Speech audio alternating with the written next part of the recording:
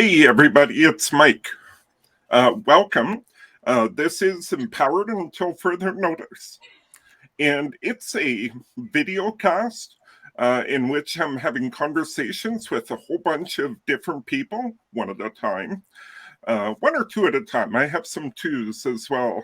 But it's really based in the idea that trust is so foundational to everything relationships, work, teams, you name it. Trust is foundational. But trust is so difficult to talk about. It's hard to define and even harder to create.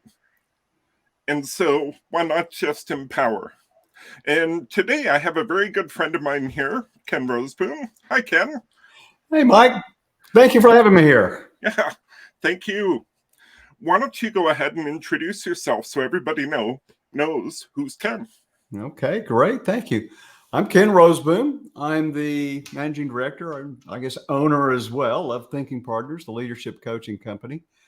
And things you should know about me would be maybe what differentiates me is 37 years of on the front line delivering as a project manager of big capital projects. So I like to say I've spent a lot of other people's money, and I'm a recovering engineer. So it's so there's that aspect to it. And through that experience, I decided I wanted to get into being a coach. So I coach leaders, I coach teams, and primarily those people who are in technical industries, even medical industries, something that where leaders got there usually through their technical brilliance, but then they find out that, and their teams find out that there's more than that makes a great leader. And since I spent a lot of time doing that and learning that and working with people doing that, I think I've got a little something to add around that. It certainly sounds like it. Yeah. Hey, we have something in common I wasn't aware of. I knew you had 30 years of industry experience, didn't realize it was in project management. I have 15 years of project management in my past. So a little bit of overlap there I wasn't aware of. Yeah. All right. Super. Yeah. Yeah. So it's nice to know what critical path really is. Yeah. Yeah. No kidding. All right. So in all of these video casts, I ask my guest what topic is their interest nowadays. And part of that is a little selfish on my part, because guess what? I get to learn all these different topics too. So when I asked Ken, he pointed towards a book called The Art of Alignment. Yeah, hold it up, Ken. Thank you. There we go. Yeah. The Art of Alignment by Patty Beach. And he provided me a little bit of information about it. And I love the topic. I think it's a really important one in leadership and teamwork, even in family life and such. I think alignment is a really important thing. So let me give a little context here from a summary Ken had sent me. Leadership can often seem like an uphill battle, even when you're powered by an idea that's unmistakably good. The problem?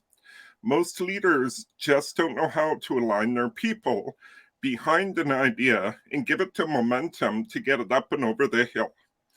But what if you were a leader who could get everyone on the same page and moving together on any project or any goal? Like, this captured me right away. So I already have the book in Kindle. I will be reading it soon. So it captured me right away. So before we dive into the conversation part of this, alignment. How do you define alignment? Let's start there. Yeah, that's a good question.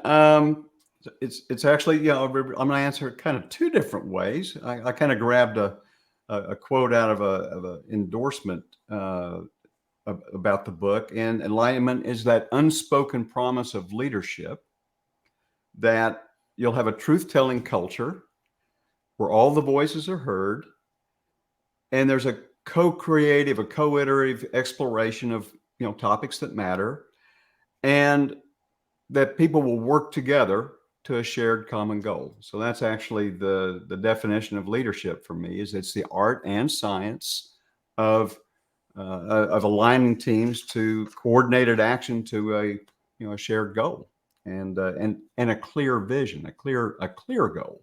Yeah, so that's a key part of alignment too. So many times we commit, but what did we commit to, you know? And Yeah. so we spend time aligning on what is the commitment. So, yeah. Yeah, and I think the important thing there is how often do you see leaders get up and do their great big PowerPoint thing and say, here's my vision, and here's, and so on and so forth. Okay, now go do it. Yeah. And how often does that work? Yeah, exactly. Yeah. Yeah. Awesome. So why do you think alignment is needed? Like, what's important about it? Why is it needed? Yeah. So, Mike, you kind of spoke to compliance versus people are in the game, to play, or people from have to want to. And so there's a series of froms and twos that speak to alignment, and to your point, trying to sell and buy into the iterative co-creation, the engagement, the inclusion of people into the solution, which creates natural participants. We like to speak to the masculine and the feminine in alignment. There's a time to go do, and there's a time to sit back and listen. There's a time to be competitive. There's a time to collaborate. And so we speak to being versatile in both those types of energies. And it's also, so many times people think about, we're going to have a spirited debate about this, or we're going to be in conflict about this. And for some people that they run, and Yes. Those are valuable people, by the way. And a lot of times that spirited conflict and debate doesn't necessarily produce alignment, a shared goal to align to. So I like to rephrase things in terms of from conflict and spirited debate to we're aligning. So it creates that energy going that way. And a lot of what we do just speaks to, that buzzword, psychological safety. Yes. So we create, this is the act of creating. I haven't seen anything else that just says, well, how do I just can't declare that we're all safe here. We know that doesn't work. So no, we actually do it. And so it's on that. So the point is, so everybody's engaged, it's iterative, it's inclusive, and that's what creates the buy-in. Yeah. Yeah, in from my experience too, when you create those kind of conditions, you move from here's my vision kind of stuff to a shared understanding. It may not even end up being the same words that might have gone on a slide, but you move everybody towards that shared understanding because of the inclusiveness of what's happening. Yeah. And that shared understanding, that ability to speak up. So many times, have you ever been to a meeting that seems like it's a repeat of the meeting you had 2 weeks earlier? It's like, okay, let's go through the action item list. Didn't do it. Oh, no, I did part of it. I was dependent upon, and so many cultures have a culture of kind of the criminal yes, or the contingent yes, or something like that. And we actually moved to, the heck yes. Or if I'm not a heck yes, here's why not, but I'm in for it. Yes. I do, I will support whatever it is, or I will not support. We have the conversation. Yeah, and that's that shift from need to want to. Yeah, exactly. Right. Yeah, absolutely. Exactly. Yeah. So let's talk about, like the art of alignment. And so how do you do this? Yeah. We try to keep things simple. We have a 1, 2, 3, 4, 5. The 1 is one shared goal. The 2 is 2 or more people to align, but also alignment can also work with self-alignment to your values and things like that. And then there's 3 principles I wanted to touch upon. One I kind of already have. One is the iterative co-creation. So it's a group, and we actually build into the process a bit of a gap after a proposal and the idea is floated to the final commitment. Have you ever slept on something and come back and said, oh, wow, okay, I thought about it. I got a few more issues, or I'm a little bit more for it, or a little bit more against it. And so that iterative co-creation is one of the principles. One of the things that people remember, if you just do a 1 in workshop and 1 out, 6 months later, what people remember is the acronym SHUVA. Stands for seen, heard, understood, valued, and appreciated. And, when I read articles about employee engagement, about retention, about psychological safety, I'm really tuned to picking up those 5 words, and I rarely see all 5 words in the same article. But here it's kind of all there. And what this means is that people are seen, and they truly feel seen. Mhm. People are heard to the point that they feel like they were gotten, that they Right. were truly understood. Does that mean everything they say has to be accepted, or it's just they feel heard? Yeah, they feel heard, and that's the you. The understanding part means, yes, I understand you. I don't necessarily agree with you. Right. Yeah. So, but I do. We had a meeting here, and I like the valued and appreciated. The valued part kind of says, I'm going to listen to you in a way that I value it so much that I could be changed, or I'm very open to being changed by what you have to say. So if we were talking in the sense that, I truly thought I could be, I value what you say so much that I would change, then Mhm. that's a different conversation than, let's have my idea and your idea, and one of us is going to win. And so Right. it's 2 different things. And appreciation is just simple appreciation. Yeah. Yeah. And that I have my idea, you have your idea. How many times have we seen the competitiveness, and the 2 parties really aren't listening. They're just trying to figure out how to respond and shoot down the other person's. How many hours have you spent in meetings where people were in violent agreement? They were this far away, but they just couldn't quite listen long enough to say, "Oh, wait a second, we want the same thing." Yeah. Yeah. Yeah. In meetings, in order to get that, I think one of the most important things is that we do value each other enough that we're okay with silence. In other words, you can take the time to think, just don't do it when someone else is talking. Exactly. Yeah. And that's kind of that's the third principle showing up, is that the feminine principle says, oh, okay, a little bit of silence. I don't have to fill the silence. I truly am going to listen, to understand and value and so that you feel heard. So, yeah. So that's kind of where the feminine and the masculine can show up. Usually there's somebody in the back of the room they have the goal. They've been thinking about it for a while. Yes. Didn't quite come up, so it's time for them to be seen and bring that up and to be appreciated for their contribution. And I'm working with people now who are they may not be central to the conversation, but when they step in, people go, "Oh my gosh, that was gold," But you're right, and so being seen is also very important. Yeah, Absolutely. yeah. So you got the principles. So is there a step-by-step here? Very much so. Yeah. Now let's get to the cookbook. Yeah. Let's go. Yeah. Talk about a leading question, right? Yeah. Let's get to the cookbook. And this is what we go through with a leadership team and work on business. We don't do we don't do role plays and things like that. We work on things that truly get results quickly when we bring the art of alignment to a company. So what we'll generally do, the basic steps to creating alignment, is that somebody makes a proposal.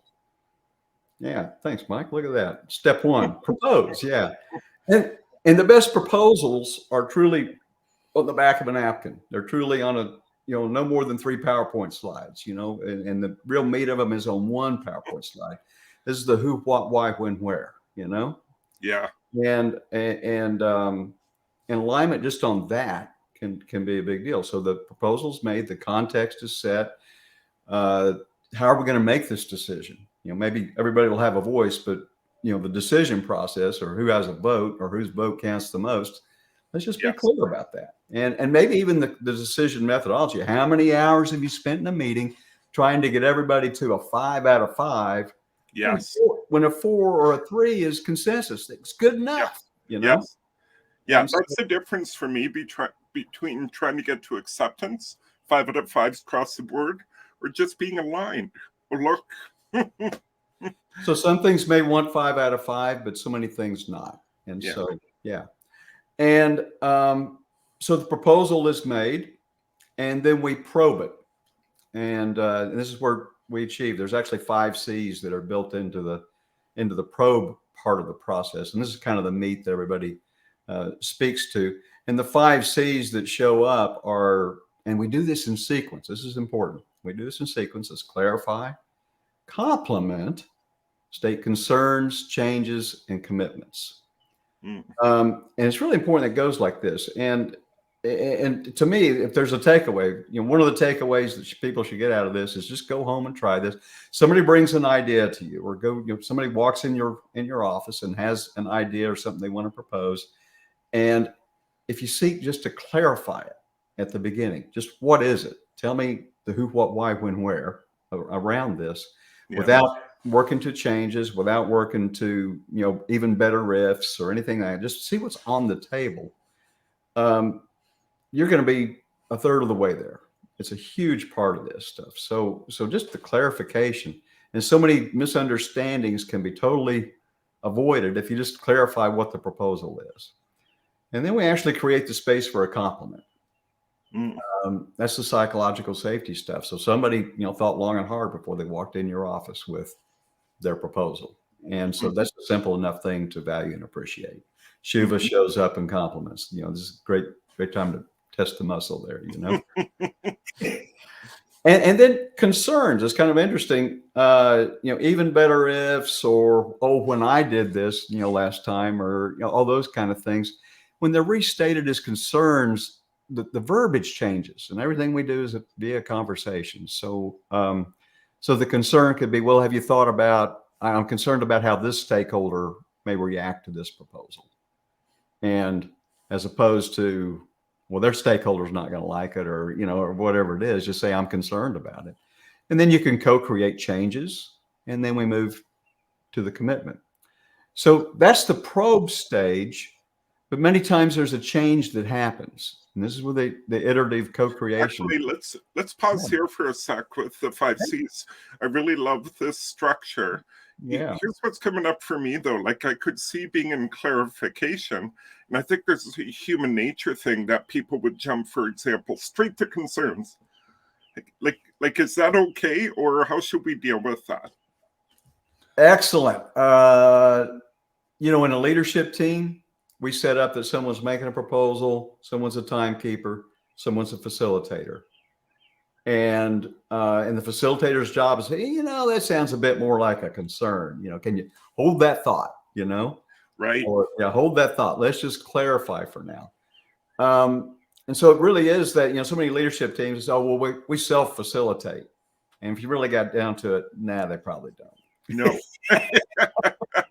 So we're going to create a special process. We're building culture here. Maybe you can self-facilitate in a few months. Maybe you can do this. But when we first get started, we get real clear that somebody's facilitating the process.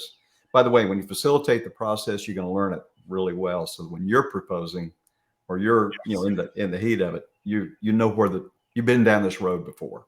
Yes. So it's really So there's a really important job for facilitator, whether it's somebody taking a role within the team, stepping into that role, or they bring in somebody from outside the team, or an external person.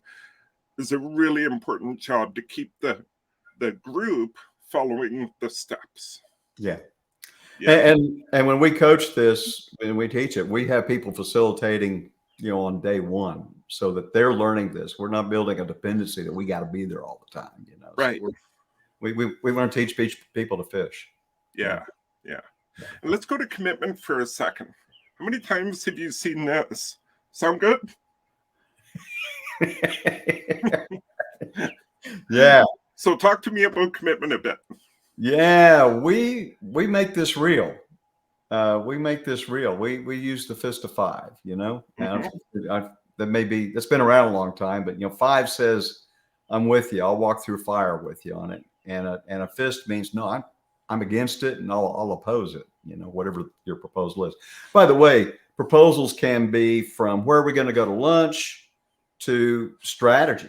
At the annual strategy meeting, or whatever, or vision statements, or whatever it might be. It can be big and global. It could be action planning, and it's kind of fun once it's in culture. People say, "Oh, okay, so you want to propose a place to go to lunch?" We have fun with that. So, but commitment. Back to your question about commitment is if I know that in this process I'm going to be really being visible with my commitment, I'm going to make really certain up at the front that I know what I'm saying yes to. Right. What is it? Because I've heard many times, I had people say, "Oh yeah, we'll do it," and then you come back a day later and say, "Okay, I only need your time, I need your resources, I need your money," and they say, "I'm not that committed," or let me get back to you on that, and so things begin to unravel. So yeah, my real goal is that when people make commitments, or we know what we're committing to, and then we close strong. Yeah, totally makes sense. So, okay, so we've been talking about the probe step here, and I think we just kind of segued perhaps to the next step, right? So things fell apart. Well, I'm not quite that committed. Yeah.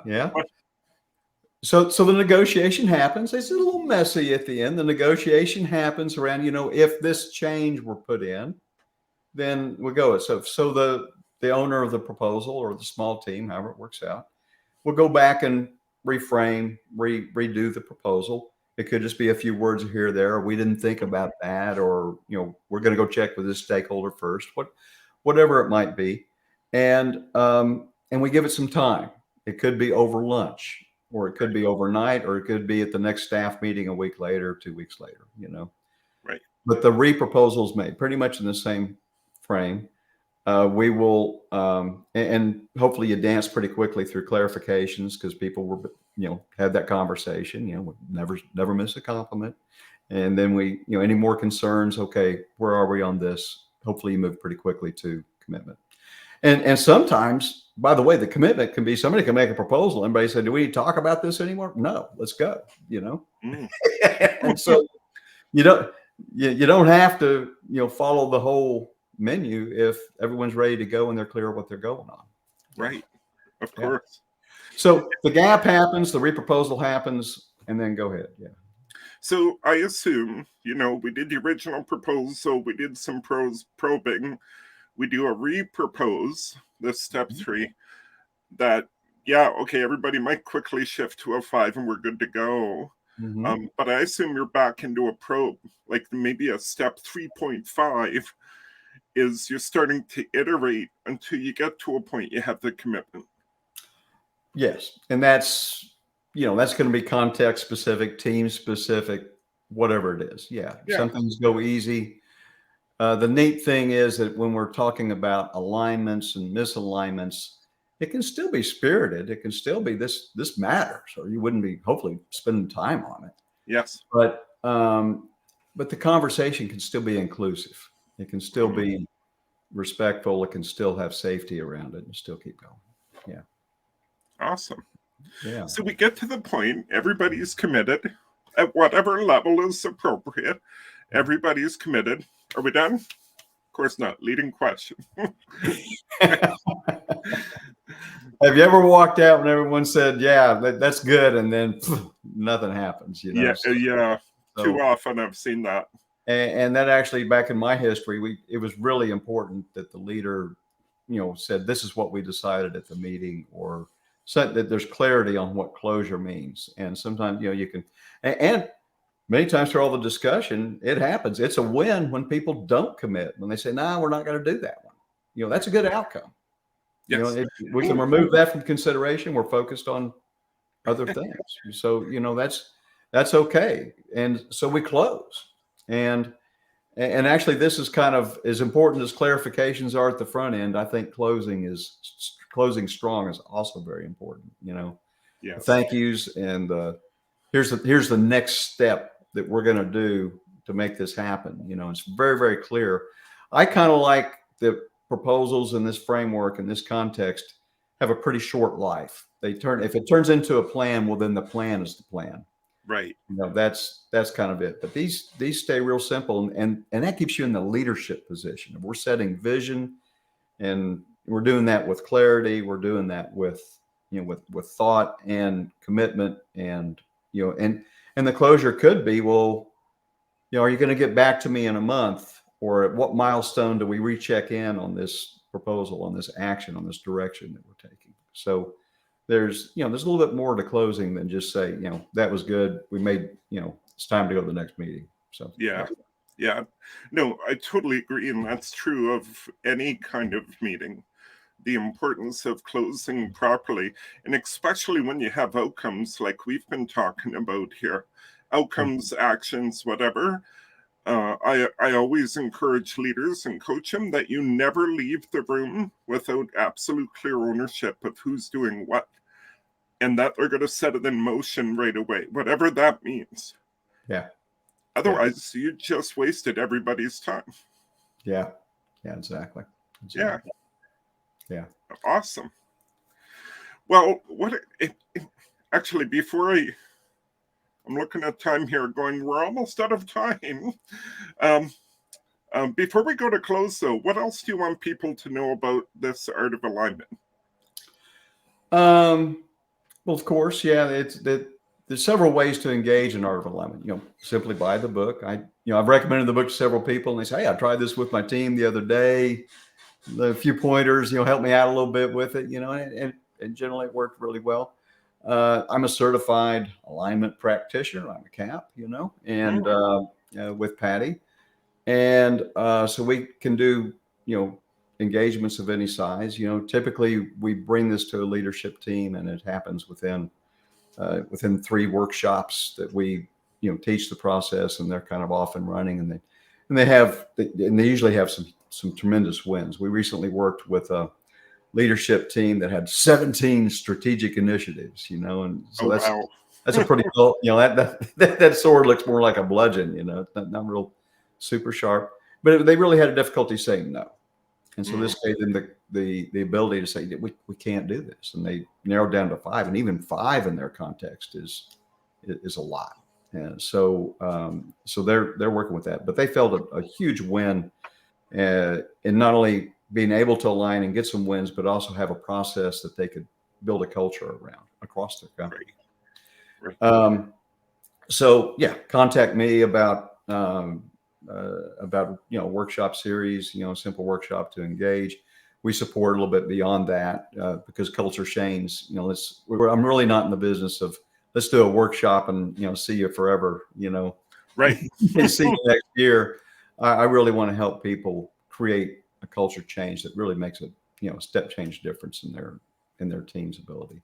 And this scales. We talked about more like the teams and the leadership team context. It also scales between interpersonal alignment and even self-alignment. Mm-hmm. What am I going to do today? Well, let's propose. But to get more conscious, it builds that consciousness. And also we speak to upwards alignment. Mm-hmm. How do I get my boss on my side? Yes. Crossways alignment with peers, and kind of the delegation, but enrolling teams in whatever the action is, so that people are moved to a place of want to instead of have to. Yeah. So we get out of that compliance mode.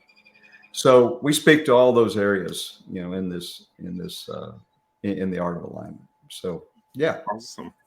Yeah. Cool. And so how can people find you? Well, Ken at thinkingpartners.com. I'm pretty active on LinkedIn. Love to get an email. Ken at thinkingpartners.com.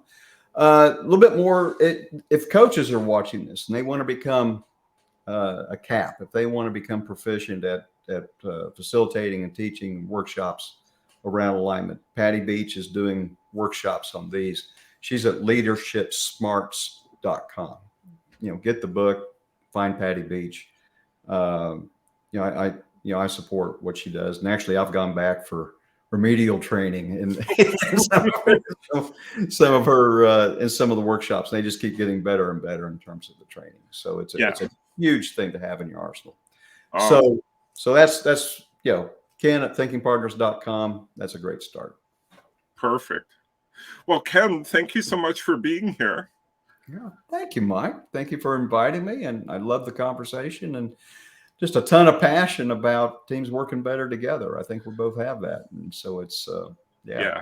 Well, it's what makes all the difference for people enjoying what they do and doing great work.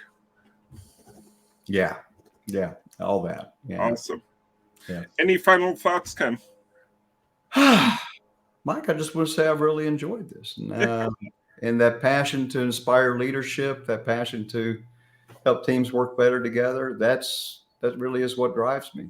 And I love to see it happen. That really is that's one of the most fulfilling parts of what I do. And more opportunities for that. I love it. Awesome. Me too. All right. Thank you, everybody who's going to watch this or may have been watching or is going to watch this in the future. The recording will stay right here. Next week on Friday, whatever Friday is, July 5th, I think. Man, I should have thought of writing that down. Next Friday, noon Eastern, is the next episode of Empowered Until Further Notice. And it's with my very good friend and leadership colleague, Jen McEwen. Looking forward to talking with her and seeing everybody again soon. All right, Ken, have a great day. Thank you, Mike. Appreciate it. Thank you for having me.